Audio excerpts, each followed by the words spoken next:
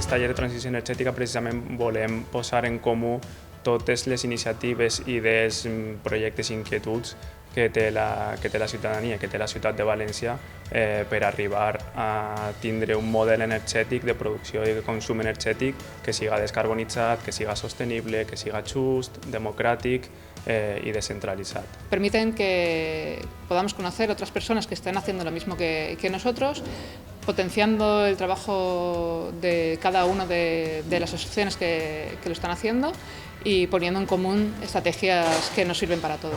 Hem tractat dos reptes, ens hem focalitzat en dos reptes de la ciutat de València en relació a la transició energètica, que era la producción de energía renovable de forma local. Porque de esta manera se gestionan mucho mejor las tarifas, el marco legal para que la gente más vulnerable pueda acceder y tenga el derecho a la energía. I la lluita per defendre el dret a l'energia de totes les persones de València.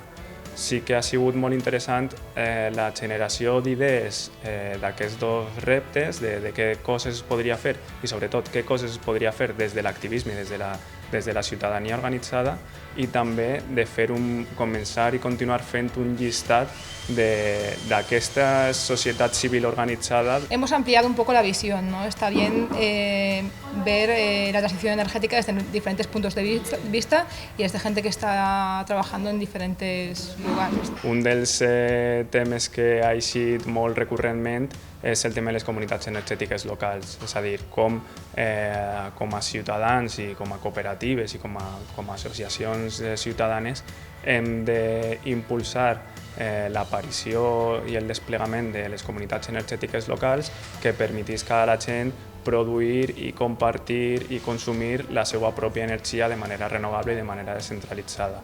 Ya no solo hablando de la energía y del autoconsumo a nivel de instalación de placas solares, a nivel individual y colectivo, en nuestro trabajo, en nuestra finca, sino que también promover el tema de edificios que sean energéticamente eficientes, ¿no? Buenos aislamientos, buenas calidades. Eso es muy importante porque realmente hace falta generar conciencia, sobre todo en la situación en la que estamos actualmente, que venimos del impuesto al sol, ¿no? Que venimos de un poco de miedo a las renovables, ¿no? De que se cree que son poco fiables. Por suerte hay muchas cosas que ya se han avanzado, hemos avanzado en estos últimos años en muchos aspectos, pero todavía queda mucho trabajo por realizar y mucho trabajo en el que todos podemos colaborar.